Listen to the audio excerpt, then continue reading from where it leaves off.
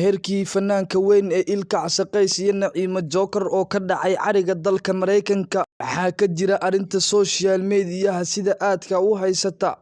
gormo soo dhici doona arooska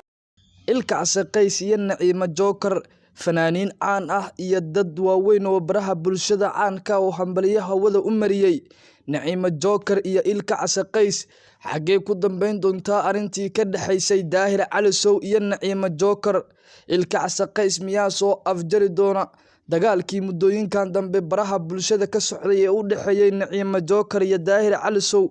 maadaama Ilkacase Qays uu noqday ninka Naciimo Jookar barnaamijkeenan ayaan daawadayaal idinkugu soo gudbin doonaa balse intaan u gudagalin muuqaalka like saar oo la wadaag saaxiibadaada subscribe gareey channelkeenan ducaysana media kuna mahadsanid daawade kulanti wacan wanaagsan daawadayaal meel kasto dunida daafeeda aad ka joogtaan ku soo dhawaada barnaamij cajiib oo aan kaga hadli doono arooska Naciimo Jookar iyo waliba Ilkacase Qays raabarka weyn Soomaaliduna ay u taqaano boqorka raabka ayaa waxa la soo warinayaa in uu mehersaday ama meherkooda uu ka dhacay Naciimo Jookar iyo waliba asiga cariga dalkaasi Mareykanka Ilkacase Qays ayaana waxa uu sida haatan daawadayaal idinkaga muuqanaysa page-kiisa weyn ee Facebook waxa uu hambalyeynaya dhammaan dadka social media magaca ku dhaxleh kuwaasoo isugu jira fanaaniin siyaasiyiin iyo sidoo kale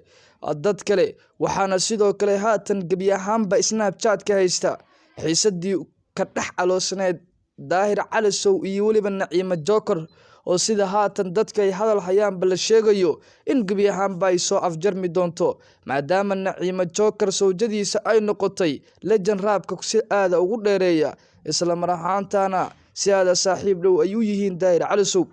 isku soo wada duubo arinkan ayaana ku soo beegmaysa daawadayaal kadib markii Naciimo Jookar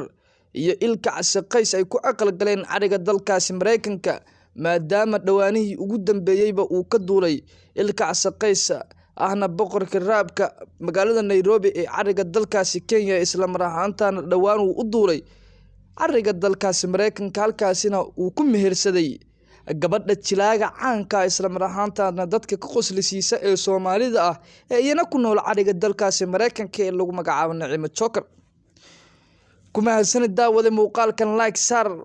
subscribe gareey channelkeena tan iyo kulanti dambe sidaas nabadiino